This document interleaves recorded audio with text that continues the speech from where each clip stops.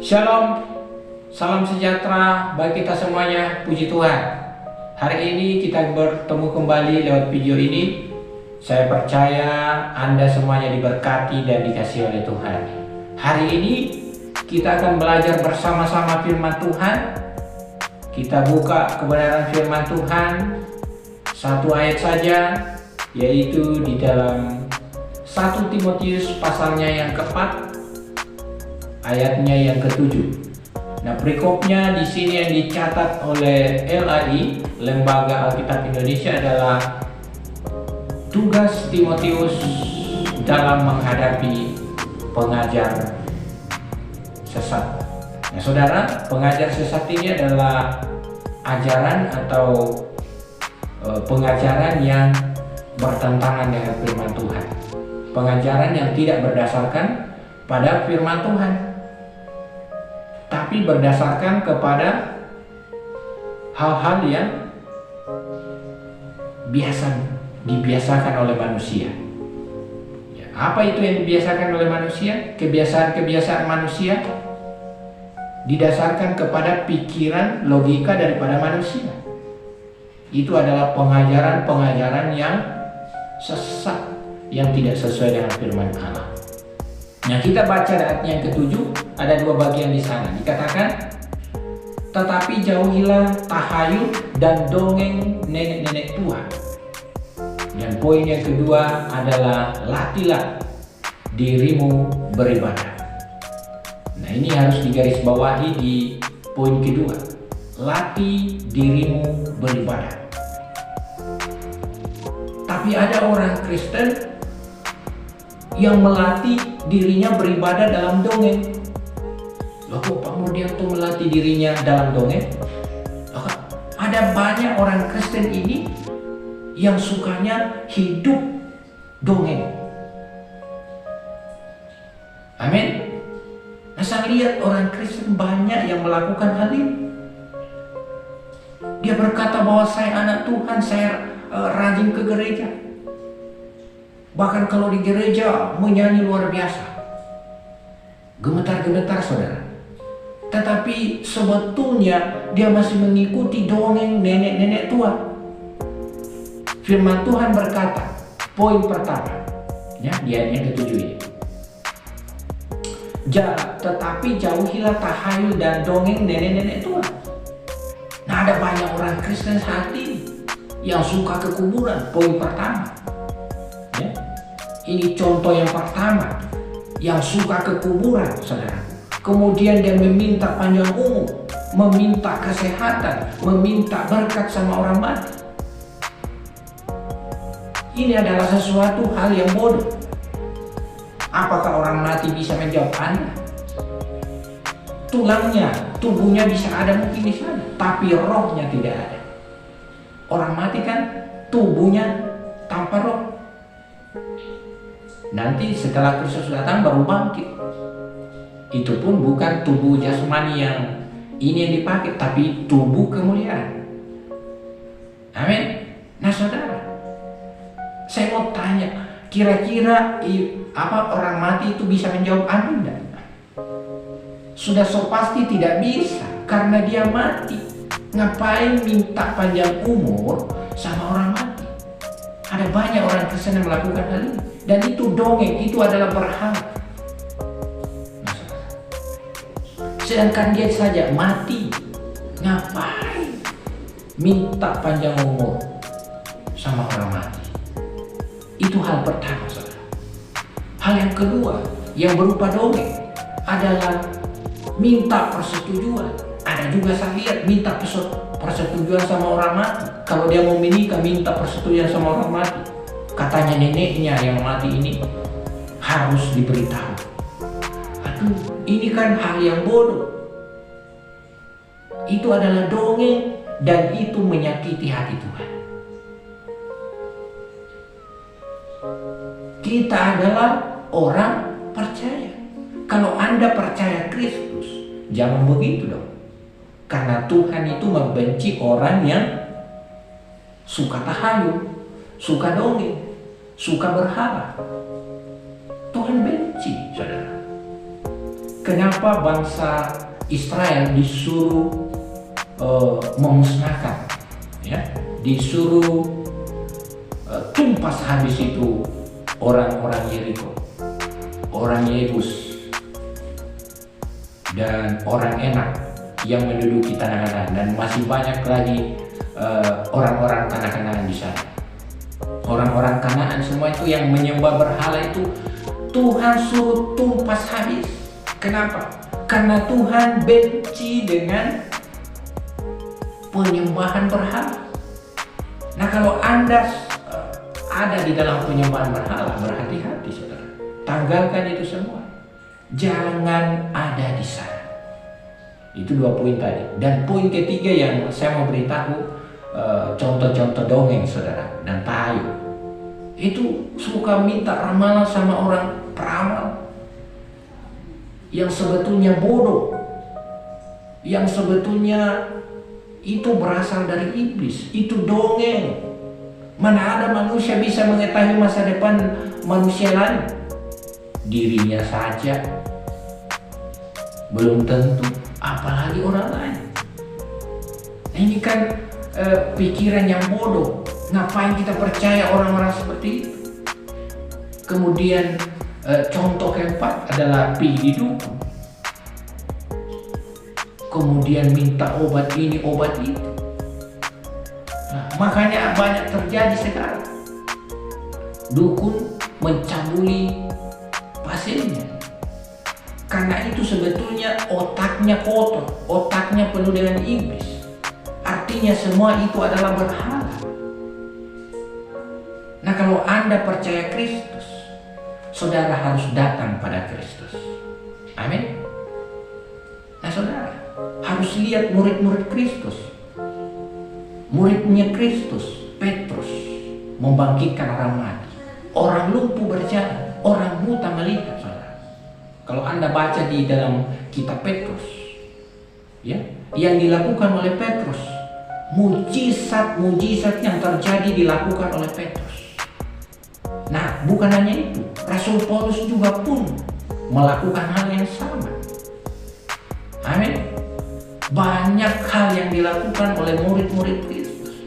Kalau Anda baca, nah sebelum Kristus datang, nabi-nabi Kristus itu, nabi-nabinya Allah itu, mulai dari Musa dan banyak nabi-nabi, Yesaya, Daniel, Samuel, dan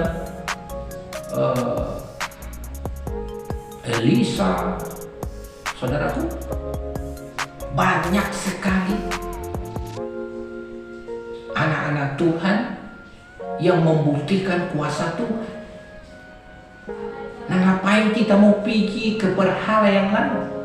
Nah, saudara, memang sebelum Kristus datang, banyak nabi-nabi yang dipakai oleh Tuhan. Tapi ingat, tampilan Kristus yang biasa disebut di dalam sekolah teologi itu adalah Kristofani, penampakan Kristus sebelum dia inkarnasi, ya, atau teofani. Amin. Penampakan Allah dalam sesuatu bentuk yang lain yang bisa dilihat oleh manusia. Nah, saudara, ini harus kita lihat. Kristus Allah yang hidup sudah sering menampakkan dirinya dalam bentuk yang lain sejak perjanjian lama, sejak dari hukum Taurat sampai dia datang inkarnasi menjadi manusia. Allah yang hidup. Ingat bahwa Bapa itu adalah roh, Allah kita adalah roh. Jadi hanya dia menampakkan diri dalam tampilannya di dalam Kristus. Amin. Haleluya, puji Tuhan. Oleh karena itu, saudaraku yang dikasihi oleh Tuhan, jangan mau ditipu oleh dongeng dan tahayul nenek-nenek tua. Ada banyak orang Kristen yang melakukan hal-hal demikian. Ngapain? Bukankah itu sesuatu yang bodoh? Itu bodoh, nah, saudara. Tetapi ciri orang yang sungguh-sungguh setia kepada Tuhan, ciri orang yang setia kepada Tuhan, yaitu yang pertama, saudaraku, yaitu tidak berhala. Nah, kalau saudara berkata bahwa saya rajin ke gereja, Pak Mu, saya adalah percaya Kristus, tapi kemudian pulang dari gereja, pergi di kuburan, minta panjang umur sama orang mati, ngapain? Itu orang bodoh, saudara. Pergi minta persetujuan sama orang mati karena mau menikah.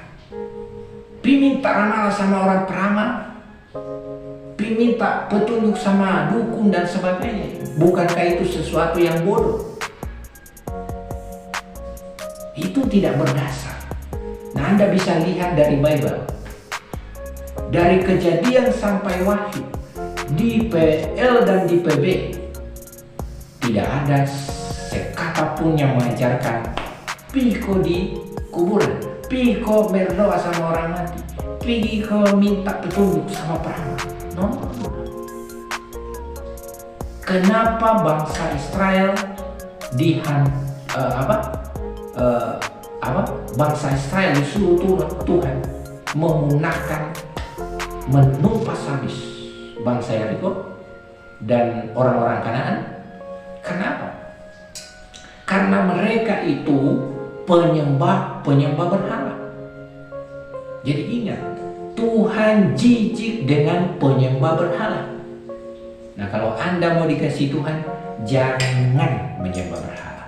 Jadi kalau Anda mau dicintai Tuhan, dikasih Tuhan, jangan berhala. Jadi poin pertama, orang yang setia kepada Tuhan tidak berhala. Itu poin pertama. Nah, poin kedua adalah nurut dan taat pada firman Allah. Jadi dia memperhatikan firman Allah, dia melihat firman Allah dan kemudian menghidupinya, melakukan firman Tuhan, membuat hidupnya menjadi pola kehidupan dalam Kristus. Apa itu pola dalam Kristus, Pak Mo? Artinya bahwa hidup di dalam Kristus, hidupnya menampakkan karakternya Allah. Maksudnya hidupnya menghidupi, menampilkan, melakukan apa yang Tuhan mau. Amin. Karena tujuan kita bukan di dunia. Tujuan kita adalah kekekalan. Tujuan kita adalah Kristus Allah yang hidup. Amin. Nah, itu poin kedua. Poin ketiga adalah percaya penuh kepada Allah. Amin. Orang yang setia kepada Allah, percaya penuh kepada Allah, artinya bahwa tidak ada lagi ruang yang lain untuk disimpan yang lain kepada yang lain. Artinya di dalam hidupnya, seluruh hidupnya, tidak ada satupun ruang, tidak ada lagi ruang yang lain untuk berharap di dalam hidupnya. Kalau orang yang percaya penuh kepada Allah, pasti sudah tidak menyimpan ruang yang lain dalam hidupnya. Semuanya akan Tuhan kuasai. Semuanya akan diserahkan kepada Tuhan. Tuhan, ini aku, penuhi aku dengan kuasa. Aku adalah milik Tuhan. Biarlah hidupku, hatiku, pikiranku, perkataanku, apapun dalam hidupku, semuanya dikendalikan oleh firman-Mu, dikendalikan oleh Roh, dikendalikan oleh kuasa Tuhan Yesus. Itu orang yang percaya penuh kepada Allah. Artinya tidak ada bagian-bagian yang lain dalam hidupnya, tetapi hanya satu-satunya Kristus yang menjadi landasan dan dasar kehidupannya. Amin. Nah, saudara, Anda harus perhatikan hal-hal demikian supaya Anda tidak ada di sana. Dan ketika Anda tidak ada di sana, yaitu dalam penyembahan berhala, saudara akan diperhatikan Tuhan. Ketika Tuhan datang, Tuhan akan menjemput Anda dan saya. Saudaraku, klimaks kehidupan kita adalah Kristus. Makanya jangan bilang, oh Pak Murianto, di dunia ini lebih enak kalau kita di surga. Siapa bilang? Di surga lebih enak daripada di dunia. Ingat, di dalam kitab Wahyu, kebangkitan orang mati. Ada orang mati akan bangkit untuk mengalami apa? Kebinasaan, penderitaan, gertakan gigi. Ada orang mati yang benar dalam Kristus yang akan menerima apa? Kehidupan, kebahagiaan yang kekal. Tentu saja orang yang mendapat kebahagiaan ini adalah orang-orang yang tidak melakukan berharap. Salah satunya hidup mengasihi Tuhan, memuliakan Tuhan dalam hidup. Jangan bilang, di surga Pak Mur, di neraka kan kita roh yang dibakar, jadi mungkin kita tidak akan rasa. Di surga juga begitu. Di surga dan di neraka dunia nyata. Amin. Namun jauh beda dengan muka bumi ini. Karena di dalam Bible kalau kita baca firman Tuhan, ada dibilang bahwa bumi dan langit dan bumi yang baru. Nah, saudara, artinya bahwa ada bumi yang baru, ada langit yang baru yang Tuhan bentuk untuk tempat setiap orang yang mengasihi Tuhan. Artinya, apa maksudnya Tuhan berkata? Ada kebangkitan pada akhir zaman, seperti Paulus mengajarkannya. Ya. Tapi orang-orang Farisi tidak mau menerima. Orang-orang apa itu? Ya, ada satu suku yang tidak mau menerima. Orang-orang apa itu yang tidak mau menerima bahwa ada kebangkitan. Ya, ini kan firman Tuhan. Yesus berkata bahwa ada kebangkitan orang mati pada akhir zaman. Karena firman Tuhan juga demikian berkata, Pak, tubuh tanpa roh mati, roh tanpa tubuh mati juga. Tapi Tuhan berkata hidup kekal. Berarti ada roh, ada tubuh fisik, tapi tubuh fisik kemuliaan. Jangan bayangkan bahwa kita hidup di surga itu, di neraka itu rohnya kita ini, no. Itu bukan hidup. Orang yang dikatakan hidup memiliki tubuh fisik yang baru, tubuh fisik kemuliaan yang sempurna yang tidak bisa mati, seperti yang dikenakan oleh Kristus Yesus. Anda lihat waktu Yesus menembus rumahnya murid-muridnya, kemudian berkata kepada muridnya, lihat, kenapa engkau ragu? Lihat tanganku, lihat kakiku, sebab tidak ada hantu iblis setan yang mempunyai tulang seperti ada padaku. Amin. Anda bisa impartasikan dalam pikiran Anda, dalam hati Anda, bahwa kita nanti memiliki tubuh fisik dan juga di dalamnya ada roh kita dan roh Allah. Amin. Jadi kita itu akan hidup selamanya di surga. Makanya jangan main-main saudara kalau mau hidup selamanya. Tapi kalau mau binasa ya terserah juga. Karena ada orang yang akan dibangkitkan untuk memiliki tubuh yang tidak bisa mati, disatukan dengan rohnya, kemudian mengalami penderitaan selama-lamanya. Tidak bisa juga mati. Di sana akan digoreng terus di sana. Makanya Anda bisa bayangkan hal ini, saudara. Bayangkan hal ini dan jangan main-main lagi dengan firman Tuhan. Tidak usah terlalu utamakan dunia. Dunia itu nomor 2, Bapak Ibu. Pak Murianto berarti kita tidak usah kerja dan kita harus berusaha, kita harus kerja, kita harus cari duit, kita sekolah, belajar, tuntut ilmu setinggi mungkin. cari berkat, cari sesuatu yang baik untuk hidup kita selama kita di muka bumi ini, supaya supaya kita bisa menjadi berkat untuk mempraktekkan firman Tuhan dalam hidup kita. Amin. Saya kira itu saja firman Tuhan. Saya percaya Anda semuanya diberkati. Haleluya. Bless you.